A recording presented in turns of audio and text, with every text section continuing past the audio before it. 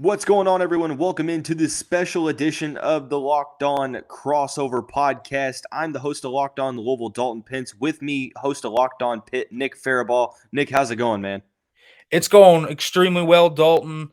Listen, it's a good matchup coming out here between Pitt and Louisville. Pitt goes on the road. Louisville gets Malik Cunningham back. A lot of storylines in this one, and I think what's a must-win for both teams. I definitely agree. Before we get into that, just a reminder, today's episode brought to you by BetOnline. BetOnline has you covered this season with more props, odds, and lines than ever before. BetOnline, where the game starts. The Louisville Cardinals, the Pittsburgh Panthers taking on each other at Cardinal Stadium this Saturday. Homecoming weekend for the Louisville Cardinals. As Nick mentioned, it is a must-win game for different reasons for both programs. We're going to dive into the rationales behind that. We'll talk about the key matchups, and then we'll get into a little fun segment, talk about some predictions, what to watch for, so on and so forth. Yeah, let's get right on into it, Nick. Like you mentioned before the show, I don't really know why I didn't put two and two together because I think that, Pittsburgh is still in the hunt somewhat for, the ACC Coastal Division. Louisville, it's a little bit of a different situation, but we both have come to the conclusion early on that the main storylines for both teams is, look, both teams need a win. Unfortunately, one team can only come out victorious. So, in your opinion, for Pat Narduzzi's squad, why is this such a critical game for the Panthers? Well, it looks like the Coastal's wide open. Like, there is no one that has come up and stepped up to take the Coastal. Now, you can argue all about North Carolina with their big win over Duke. Maybe they're the front runners. Maybe it's even Georgia Tech if you're into that and their resurgence after Jeff Sims got hot and they fired Jeff Collins. It can be a question. You can put Duke in there. You can put Pitt in there still. And that's why this is a must-win game for Pitt. Pitt's in this thing. They had a really bad loss to Georgia Tech that should have never happened. That was very obvious. But they came back the next week and they stomped Virginia Tech. And they did it so dominantly on the ground. And that was something that kind of creeped back up. Because remember, this is a Pitt team that took what is now going to be a top 5 Tennessee team to overtime. This is a Pitt team that has showcased the ability to do a lot of good things this year. And so it really, if you look at Pitt's schedule, if they play what they can do, they could probably run the table. And that's what I think most Pitt fans are probably hoping they can do here. Go 10-2, and then the loss to Georgia Tech is a much, much distant memory. And that's why this is a must-win game too. Because honestly, you look at their schedule from here on out. The easiest game is probably Virginia left. There's not a lot of easy games. Miami looks a lot easier than it did, obviously, at the beginning of the year. But UNC next week is going to be a tough matchup. Then it's Syracuse after that. That's not going to be easy. Syracuse is a ranked team, undefeated right now. We'll see how real they are against Clemson this week, but that's going to be a tough game. It doesn't have a tough schedule, but they have games where everything's a toss-up. And this is another one of those. They're going on the road for the first time since going to Western Michigan all the way back on September 18th. So this is a long time coming for Pitt to finally get back on the road. But they're healthy now. And Pitt had to come out of that bye week.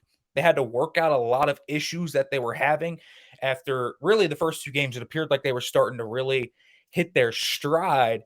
And then Kedon Slovis got hurt and everything kind of went awry. So really, this is a must-win game because Pitt, quite honestly, has position in the Coastal to do what they want to do if they want it. It's not a terrifically hard schedule, and they have the talent to beat just about everyone left on that schedule. But Dalton, I know for Louisville on the other side, it's a little bit of a must-win game, I think, for a different type of reason. Malik Cunningham is back. That's obviously a huge story in this one. So the Cardinals will have their star quarterback back, but they got to win this one because of Scott Satterfield. Yeah, it's crazy to think of how polarizingly different the rationales are behind claiming that both teams need to win this game. And like you said, for Pittsburgh, it's aspirations toward trying to get back to the ACC championship game. For Louisville, simply put, it's Scott Satterfield coaching for his job. Um, Granted, The bowl eligibility is still obtainable. The Cardinals didn't really do themselves many favors early on in the season. They went 3-3 through the first 6 games, probably a stretch of the year where they probably needed to go 4-2 at the very worst, because you've got Clemson, you have Wake Forest, NC State. Sure, Devin Leary is no longer going to be playing this year with his injury. But still, I mean, NC State is a formidable opponent. You have Kentucky as well. And then Pittsburgh and James Madison are no slouches. Both teams have spent some parts of this season ranked. So the second half of the season was extremely more difficult than the first half. And you talk about 2 toss-up losses against Boston College, which was the most disappointing loss in Satterfield's tenure so far. You should have won the game against Florida State. Syracuse, you can make the case that it is what it is, because currently, I mean, they're 6-0, and they look pretty decent. Who would have thought? But yeah, I mean, I think that this is a must-win game for Satterfield, because if you lose this game, the pathway to bowl eligibility becomes that much more difficult. It's a lot easier. It's not easy, but it's a lot easier to beat Pittsburgh, James Madison, and then try to upset one of the 4 ranked teams you have to play, than lose to Pittsburgh, or maybe even lose to James Madison and have to upset 2 of those teams. So impossible? No. Improbable? Yes, for sure. So to answer your question, it's all about job security for Scott Satterfield. And, Louisville is fighting, but this game against Pittsburgh is really going to set the tone moving forward for the rest of the season. So with a loss, it seems like all hope is kind of lost. But even if you win, it's like, okay, you still have work to do. But Pittsburgh is the first step in trying to inch your way closer to 6 wins. Yeah, and I feel like for Pitt, it's a very similar way in a different way. If they lose this Yeah. game, getting to the ACC championship feels like a long cry, and they could still do it. Obviously, even if they're 2 losses, the Coastal does feel open enough to where if they have 2 losses on their resume, they could make it at 9-3, but they could not slip up again after that, and that would be the hard part. And going right to Chapel Hill the week after, I mean, that's the big game for Pitt, and I think that Mhm. might be a storyline here for Pitt is coming off a bye. They're going to be fresher, but the mind is going to be in Chapel Hill next week because let's be real. That's going to probably, if Pitt wins this game, that's a big if. Pitt has to win this one first. That could decide the Coastal next week. That could decide who comes out of the ACC Coastal and goes to Charlotte. And so I think Pitt, in a similar vein, has to win this one because it feels like if they lose this one or overlook this one and fall to 4-3, that everything kind of just goes off to the side, and Pitt is going to be much worse off for it in the standings. And at that point, you're just fighting for a higher bowl standing rather than anything. In this matchup particularly, you and I talked, I want to say it was like late July when we discussed this matchup when we had a crossover podcast. Going back to how you felt about this matchup back then, I know you and I were both kind of circling it as one of those like, okay, both of these teams could come in a very interesting situation. Obviously, they are interesting situations, for better or for worse. How do you feel about this matchup now on October, what is it, 20th, versus how you did back in July? I feel very similar ways. I thought that both these teams would be a little better. I think it kind of came into the expectation you were thinking they'd be 5-1. Right. I think Louisville, you were thinking maybe they'd be 4-2, 5-1 because they had the veteran presence of Malik Cunningham, and it felt like this is kind of the year if Scott Satterfield's going to get it done. That they're Mhm. going to churn that wheel and go forward. So you thought maybe this could be a potential matchup like the 2021 was, where these 2 teams were ranked last time they met. So you thought maybe that was possible. Neither of the teams are going to end up ranked, obviously, here. But it's a toss-up matchup. I mean, on BetOnline this week, this opened as a straight pick'em. It's now Mhm. moved a little bit towards Louisville. I think now that Malik Cunningham is clearly going to probably suit up in this one and play. But that's how close these teams are right now. So this one Right. is about as toss-up as you can. It was the only straight pick'em on that BetOnline spreadsheet that I looked at all this week. So these 2 teams are about as evenly matched as you could find right now in the country coming into this one in the eyes of Vegas. And I think that means a lot in terms of how we look at this game because there's going to be so many different scenarios I think that we can run through that could really teeter either way. You can see a Right. Louisville blowout happening. You see a Pitt blowout happening, or you could see in the middle, which I think ends up happening. And this one's going to be a close one down to the very end. But I think that's the intrigue of this match. It's such a close game between two teams in similar positions in a lot of ways, but for different reasons. Yeah, and that's a perfect segue into the next thing I want to talk about, and that's kind of looking at those key matchups because, like you mentioned, it's seemingly very even. From a Vegas standpoint, usually Vegas doesn't really deviate far from what ends up happening, but I think it could come down to a couple key battles in terms of what ends up deciding this game in particular. We're going to talk about some of those here in just a second after we talk about our friends over at Sweat Block. Look, I am a big recreational basketball player. I missed my calling for the NBA along with my lack of height. Only being 5'10", it's a little tough, but regardless, with me getting older, kind of getting out of my prime at 24 now, so I'm sweating a lot more. So my usual deodorant was something that I wasn't necessarily too awful satisfied with. So when I switched to Sweat Block, the results spoke for themselves. It has been a game changer both on the court and afterwards as well in the car on the car ride home. So definitely check out Sweat Block. It was created by a doctor to help with his own excessive sweating. It is a doctor created and doctor recommended product. If you or someone you love is experiencing embarrassing sweat or odor, try Sweat Block. Save 20% with the promo code Locked On. That is 2 words, Locked On, at sweatblock.com. Also available on Amazon. So you're listening or watching, depending on what your medium that you're using, to a special Locked Over crossover podcast between two ACC podcasts, Locked On Louisville. I'm Dalton Pence. That's the host of Locked On Pitt, Nick Farabaugh. Nick, we're looking at the key matchups when it comes to this particular game. I know that there's one for the Pittsburgh offense that you're definitely looking at for Pat Narduzzi's offense. Why don't you go ahead and tell the viewers about what you're looking at in particular? Yeah, I think obviously the Pitt run game is the highlight of this team. I mean, this is the reason why Pitt has been able to win a lot of games, keep a lot of games close. It has been consistently good. Now they don't rank super high in terms of gross yardage or anything like that, but they are a grounded pound, stick it to them type of team, and we know what Israel Abanikanda can do. Arguably, has been the best back in the ACC this year. Everyone saw what he did against Virginia Tech, 320 yards, breaking Tony Dorsett's record, 6 touchdowns in that game. He is truly one of the most dynamic runners, not just in the ACC, in the country. He has a gear that most guys are not going to have. Former track athlete and state-winning champion, actually, in New York. So he is a special athlete. But there's also going to be another wrinkle in this one. Rodney Hammond's going to be back, and that's Pitt's number 2 running back. But when him and Abanikanda are both healthy, they like to get both of them in because Hammond's a little bit of a different type of style. He's small and you wouldn't expect it, but he's a hard-hitting guy. He's very quick on his feet. If you're a Pitt fan, I think a lot of people have already drawn this comparison. It reminds you a lot of Dion Lewis from back in the day. Quick cuts, hard hitter, grinding out the yards. He will be a tough matchup.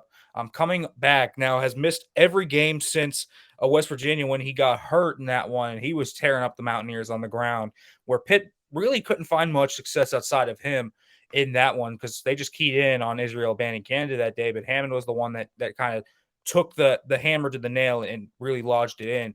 And that's, I think, what Pitt's going to try and do here is use that 1-2 punch and go into this front of Louisville that is much improved, that is proving to be very stout, and they're going to try and run the football because that's where Pitt makes their money. So the question is going to be, can this offensive line for Pitt open up the lanes for Hammond and Abanikanda? And if they can, I think Pitt has a really good shot in this one because you see what they can do when they are running the football consistently, and that's just control the game and force teams to conform to their style. And that's what Pitt, I think, wants to do in a lot of these games. And it also opened up the passing game for Kedon Slovis over the middle of the field behind them.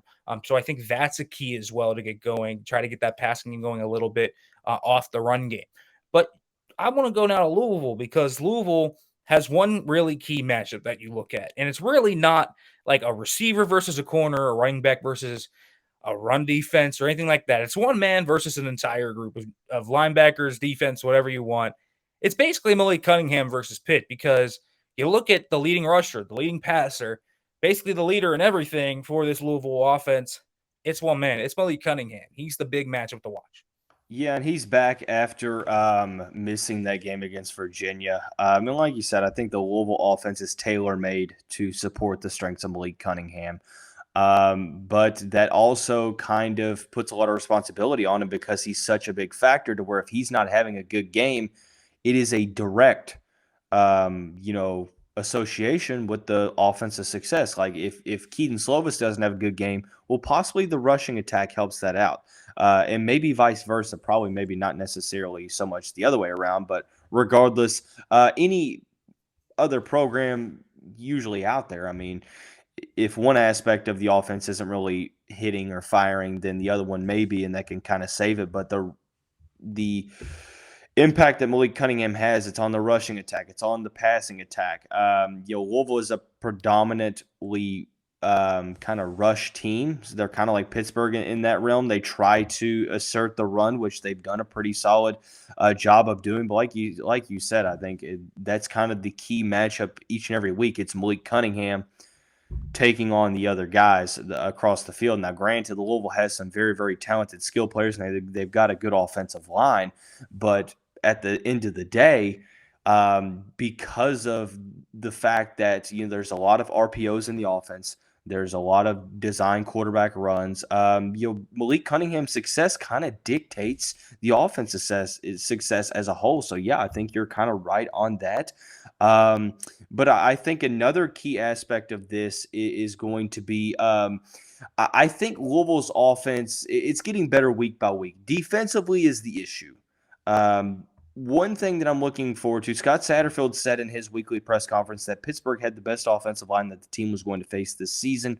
It's a very much improved the Louisville defensive line as well, fifth in the nation in sacks entering last week. I know that's probably changed now with the bye week, but a lot of tackles for loss as well. So I'm interested to see with Pittsburgh losing their left tackle, how does that change moving forward? Yeah, look, the thing with Carter Warren being out for the year, and that's a legitimate loss. We're not just talking about a really good college left tackle. We're talking about a guy that's going to be in the NFL next year. He'll be picked in the NFL draft. So Carter Warren's a legitimate loss for Pitt. They have been playing without him, though. They have 2 weeks now of experience without him. Mhm. So that is good. And they're going to get their starting center, Owen Drexel, back, who is out with a leg injury since the Tennessee game. So that will be a boon to their offensive line as well. They've been kind of moving around the offensive line a lot. They've been rotating on the offensive line, trying to figure out their best rotation. And I think they've found it at this point with left tackle Branson Taylor, who's now a starter. The last 2 weeks, he's been really good. Their backup young redshirt sophomore left tackle now, and Branson Taylor has proven himself to be quite good. Now, this is a leaky offensive line at times because, again, they rotate a lot. But Owen Drexel getting back is going to be interesting. We haven't really seen him a lot this year. He's a solid center. He's not a great center. He's a solid center, though. He'll kind of hold his own. And that's kind of going to be the question, though, of, well, what does that mean for the rest of the offensive line? Marcus Minor on the left side, left guard, is solid. Again, not super great, but solid. Then on the right side, that's going to be where you kind of wonder what happens. Jake Cradle, who's been filling at center, was the team's starting right guard. Does he take that over, or does Gabe Hoy, who was the starting right tackle, stay there? And Matt Gonsalves, who's been the starting right tackle, has played well filling in for Hoy start there. So it's kind of going to be like who starts there. We don't truly know yet. We won't know until the first snap of the game comes out. But Pitt rotates on their offensive line. So you're probably going to see more guys coming in. You're going to see multiple guys at right guard and right tackle. It's a good offensive line. I wouldn't call it a great offensive line. There's been issues with pass protection. There's been issues with communication. I think that's been the biggest thing. Without Drexel, without their center, they haven't been sliding to the right side. They haven't been able to communicate overall. And I think that's been a massive issue for Pitt. They've been really good in the ground game. They just haven't been able to protect Kedon Slovis. And then there's also the fact that Kedon Slovis has really killed that unit a lot, running into pressure, holding onto the ball too long. So we'll kind of see how that works out. It's a good offensive line. I wouldn't call it a great offensive line. With Carter Warren, I think it's a great offensive line. But also, when you look at Louisville, Pitt has struggled in the passing game, but they do have a few good receivers, Kadane Mumfield, Jared Wayne. These guys are good receivers. The secondary for Louisville looks suspect right now, and that could be a matchup to watch if Kedon Slovis can get going, Dalton. I definitely agree there, and I think that it's just a matter of I'm looking to see if there's anything schematically that's going to change with the Louisville defense, especially in the secondary when it comes to how they're going to approach the Pittsburgh passing game. It might be a little bit of a challenge, obviously, with the Pittsburgh rushing attack. But yeah, I think that key matchups for the Cardinals, it's Malik Cunningham against the whole defense, and it's the battle in the trenches for the Louisville defensive line going up against Pittsburgh. Outside of the passing attack for Kedon Slovis and that receiving core, and the dynamic rushing attack, is there any other key matchups that you're looking at in this matchup? Just special teams. Pitt's had, I think, rocky special teams. Some weeks it's been phenomenal. Other weeks it's been the worst in the Louisville's the world. They've same had way, so. Yeah, pretty much. I mean, Pitt's had 2 blocked punts this year against them. They've also blocked punts. They the kicking situation with Ben Sauls has been up and down. Recently, he's kind of found his footing. Sam Vanderhaar, their freshman punter, has also recently found his footing. Pitt finally has their returner, MJ Devonshire, who is one of their starting corners. He took a touchdown back a few weeks ago at the punt return game, but it is still up and down. It's volatile. They almost lost the game against Virginia Tech. They were up 31-16, allowed a blocked punt touchdown, and that brought Virginia Tech back into the game, but Pitt still closed the door on them. So it's something to watch. That third phase of the game always is something that we don't really talk about a lot on shows like this, but I think you have to key in on overall. But I do want to now move to predictions.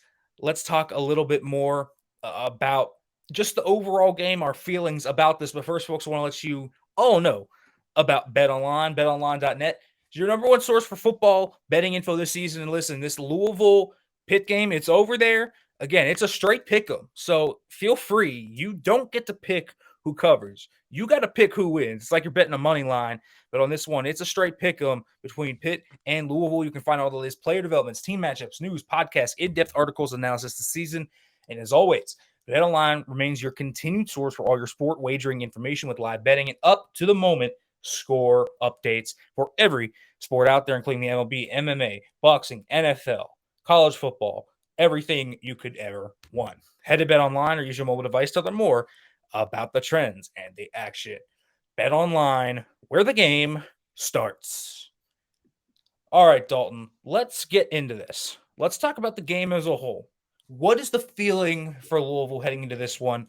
How do you feel coming off the bye and seeing kind of what happens?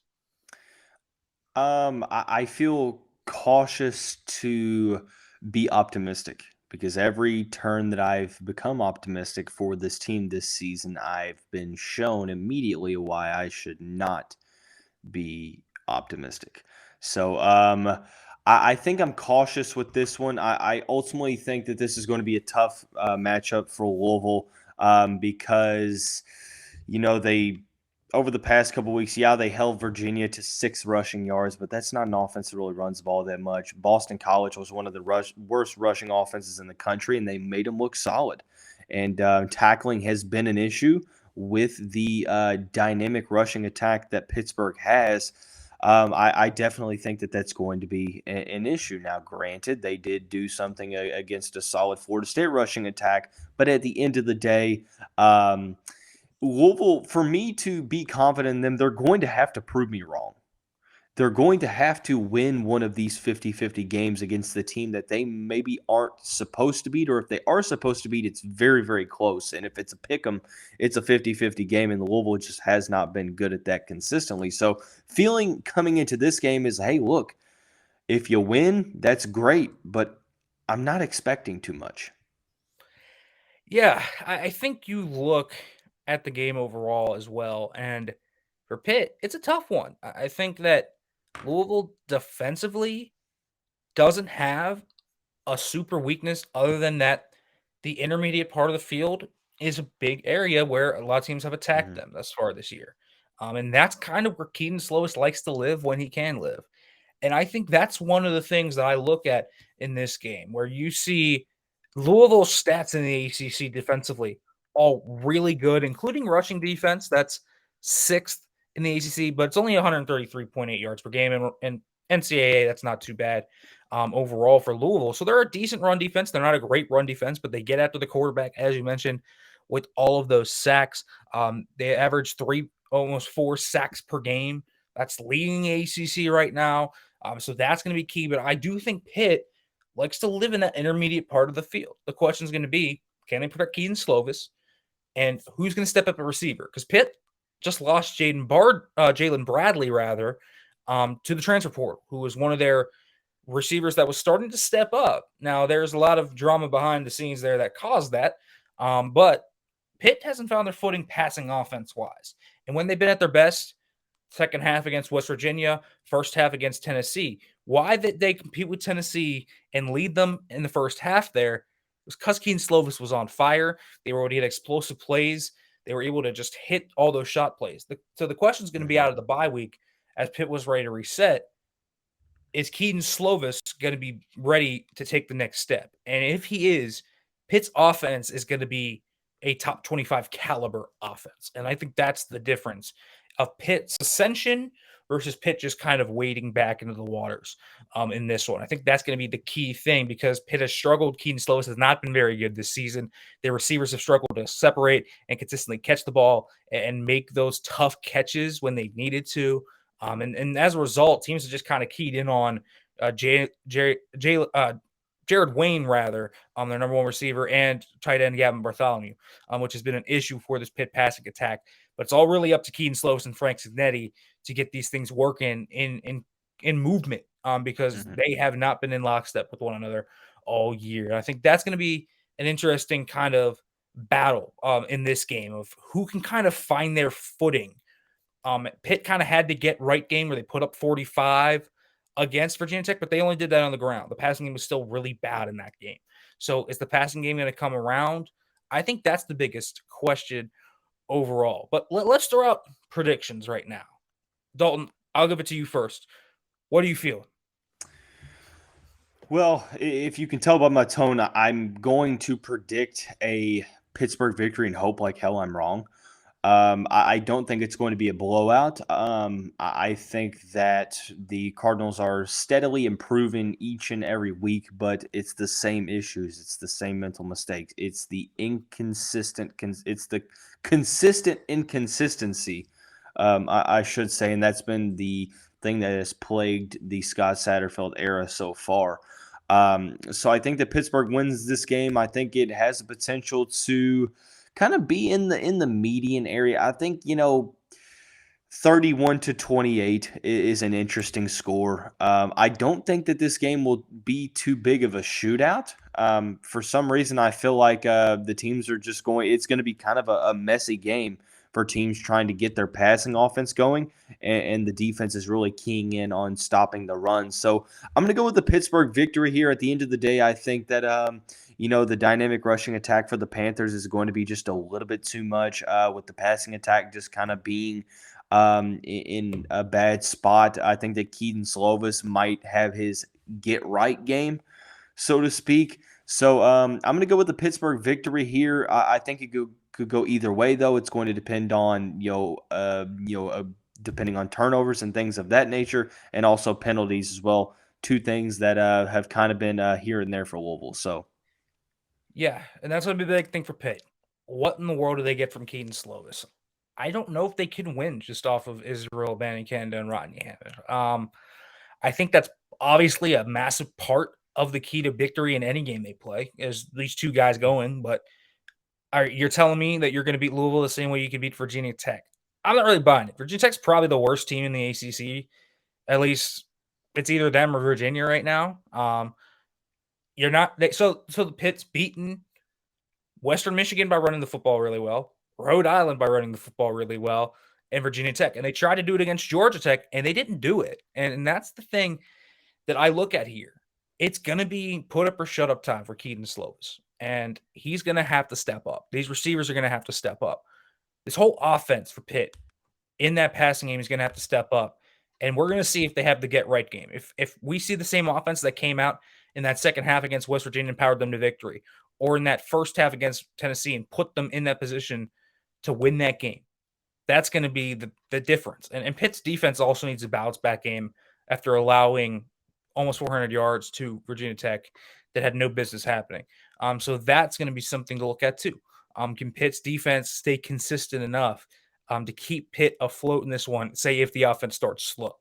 I do think Pitt in this one matches up well against Louisville, and I think that's one thing in their favor. I think the offense is built to stop quarterbacks similar to Malik Cunningham, who has kind of the inconsistent deep passing ability every now and then. They're going to force him, I think, to do that. They're going to try and keep him in the pocket. Pitt's defensive line is still really good, which is obviously a boon for them every time they go into a stadium. I think Pitt wins this one in a pretty close battle, but I do think they win this one. I think we're going to see something like 38-28. I think that makes sense. Close. I just add the 10 points. I think maybe a late touchdown by, say, Israel Banikander or something. Adds to that. I think that's kind of the game we see. I think this one's going to be a close matchup, though, and I think Louisville easily can swing this game the other way because Pitt's inconsistent on both sides of the football, and it's really not the same issue each week. It's kind of a different issue each week, so I have no idea what the issue will be this week. Sometimes they're really good tacklers, sometimes they're bad tacklers, sometimes it looks like they have a cohesive run defense, and other times they just got gaps wide open, and you're going on for 70 yards out of nowhere. Pitt has done that before against these teams where they have held them to say like 1 yard per carry throughout the whole game, and then there's just a 70-yard touchdown bust. And that's been the one thing with the defense. They haven't necessarily given up consistent 14, 15 play drives. It's the issue of, oh, there's one mental mistake, and there goes the explosive play the other way. So I think that's kind of what you got to watch for Pitt. I definitely agree there, and I think like you mentioned, I think that the key takeaway from this is that it's probably equally as important of a game, but for different reasons, and it's is equally as matched of a equally as big of a matchup for both teams for different reasons. So I think that it's going to be a very interesting game. Like I said beforehand, you can find both of these podcasts on all streaming services. To check out the Louisville side of things, at Locked On the Louisville, or at LO_Louisville, I should say, is the Locked On Louisville Twitter page, on YouTube as well. WHAS 11 Plus in the local stratosphere. Nick, do us a favor. Plug us into your social media. It seems like you write for about 12 different places. Where can we find your work? Where can we find Locked On Pitt? Yeah, you can read Pitt and Steelers stuff at Pittsburgh Sports Now. Make sure to check that stuff out. Obviously, head over to Locked On Pitt to listen to the Locked On Pitt podcast all week. I'll be giving info out there. Follow me at Nick_Farabaugh. Talking about this game all week as well. So make sure to listen to Locked On Pitt. Again, I'm on all platforms just like Locked On Louisville. You can find me wherever Locked On Louisville is on all those platforms as well. Search up Locked On Louisville, search up Locked On Pitt, but also as well, I'd be remiss if I didn't have a Locked On crossover with another ACC school for the first time this season without giving a shout out to Locked On ACC, hosted by Candace Cooper. Be sure to check out that podcast as well. It does a great job of covering the Atlantic Coast Conference landscape as a whole. But as far as this crossover goes, that's going to wrap up this Thursday edition of this Locked On Crossover Thursday podcast. Everyone have a great day. We'll see you right back here on the respective shows